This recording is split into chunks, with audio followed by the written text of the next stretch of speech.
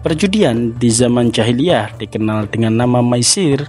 Permainan ini biasa dipakai untuk taruhan pada zaman jahiliyah hingga kedatangan Islam. Kisah praktek perjudian di zaman Nabi Muhammad SAW menarik untuk disimak, karena judi sebagai salah satu penyakit sosial itu bisa dijumpai pada banyak masyarakat di berbagai belahan dunia dan sudah ada sejak masa lampau.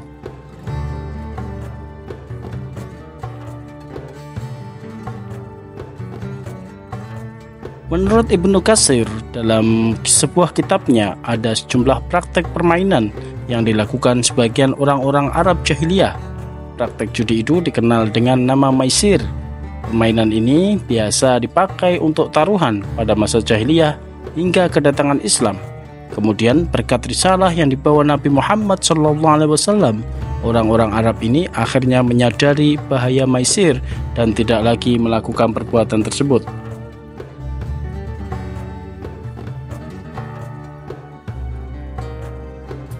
Dalam ajaran Islam, perbuatan judi termasuk hal yang diharamkan sebagaimana firman Allah Ta'ala, "Wahai orang-orang yang beriman, sesungguhnya minuman keras, berjudi, berkorban untuk berhala, dan mengundi nasib dengan anak panah adalah perbuatan keji dan termasuk perbuatan setan. Maka jauhilah perbuatan-perbuatan itu agar kamu beruntung." Quran Surat Al-Maidah ayat 90.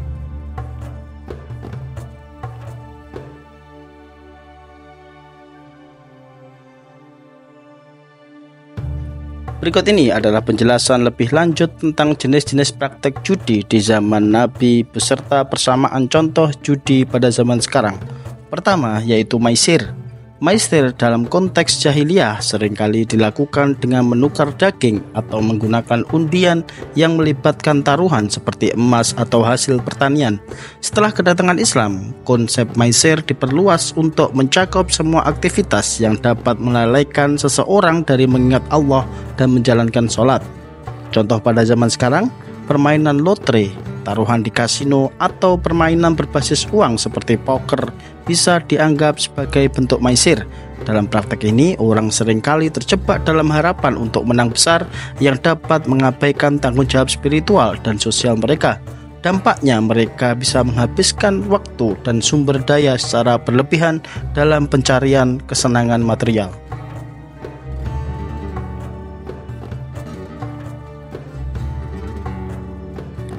Kedua, yaitu nardasir. Nardasir adalah permainan yang melibatkan dadu dan meja, bergambar mirip dengan permainan papan yang bersifat kompetitif. Rasulullah SAW menganggapnya sebagai tindakan durhaka karena ia menilai permainan ini dapat mengalihkan perhatian dari kewajiban agama. Contoh zaman sekarang, permainan dadu seperti craps di kasino, di mana pemain mengandalkan keberuntungan seperti dalam nardasir. Pemain terjebak dalam suasana permainan yang menggoda, seringkali mengabaikan kewajiban mereka seperti ibadah atau tanggung jawab sehari-hari. Permainan ini juga bisa menciptakan ketergantungan mirip dengan dampak negatif yang ditimbulkan oleh nardasir.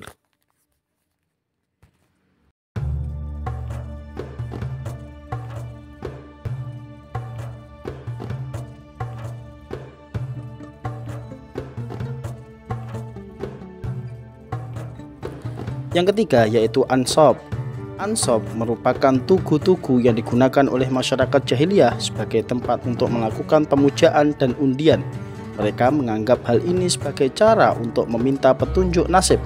Praktek ini mencerminkan cara orang mencari keberuntungan melalui ritual dan simbol. Contoh zaman sekarang, taruhan pada pertandingan olahraga, di mana orang seringkali bertaruh pada hasil tim atau individu, mirip dengan ritual pemujaan yang dilakukan untuk menentukan nasib. Dalam banyak kasus, orang terjebak dalam kebanggaan atau harapan untuk tim mereka yang dapat menyebabkan masalah finansial dan emosional.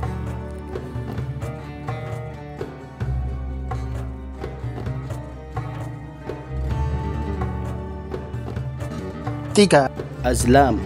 Azlam adalah anak panah yang digunakan oleh masyarakat jahiliyah untuk menentukan nasib.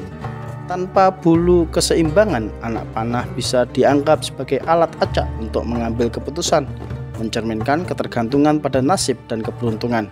Contoh zaman sekarang adalah permainan roulette, di mana hasilnya ditentukan secara acak oleh putaran roda, bisa dianggap serupa dengan praktek azlam.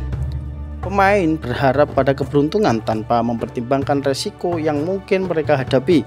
Seperti halnya azlam, roulette menawarkan pengalaman ketegangan yang sama, tetapi bisa membawa dampak negatif bagi individu yang tidak mampu mengelola kecenderungan berjudi.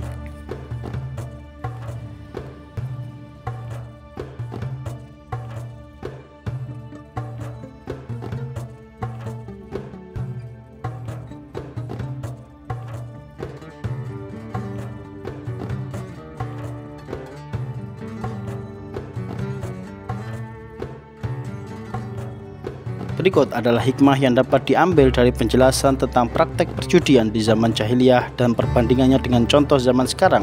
Pertama, yaitu kesadaran spiritual. Praktek perjudian baik di masa lalu maupun sekarang menunjukkan bahwa ketergantungan pada keberuntungan dapat mengalihkan perhatian seseorang dari kewajiban spiritual dan ibadah. Ini mengingatkan kita akan pentingnya menjaga fokus pada hal-hal yang bermanfaat dan mendekatkan diri kepada Allah. Yang kedua, dampak sosial. Judi seringkali membawa dampak negatif seperti masalah finansial dan emosional dalam masyarakat. Hal ini dapat menciptakan ketegangan, perselisihan, dan bahkan kehancuran hubungan. Oleh karena itu penting untuk memahami resiko dan konsekuensi dari tindakan yang tampaknya sepele. Yang ketiga, yaitu perlunya nilai moral. Dengan datangnya Islam, praktek-praktek merugikan seperti perjudian dilarang, mengajak umat untuk mengutamakan nilai-nilai moral dan etika. Ini menekankan pentingnya memiliki prinsip dan batasan dalam tindakan sehari-hari. Yang keempat, yaitu pencarian ketenangan. Dalam pencarian kebahagiaan dan keberuntungan, banyak orang jatuh ke dalam perangkap materialisme. Hal ini mengingatkan kita bahwa ketenangan sejati tidak berasal dari permainan atau taruhan, tetapi dari hubungan yang kuat dengan Allah dan penerimaan terhadap takdirnya. Yang kelima, yaitu pendidikan dan kesadaran. Kesadaran akan bahaya perjudian perlu ditanamkan dalam masyarakat melalui pendidikan. Memahami dampak negatifnya dapat membantu individu untuk menghindari praktek-praktek yang dapat merusak kehidupan mereka. Melalui hikmah-hikmah ini kita diajak untuk merenungkan tindakan kita, menjauhkan diri dari hal-hal yang dapat merugikan diri sendiri dan orang lain, serta memperkuat komitmen kita terhadap nilai-nilai keagamaan dan sosial.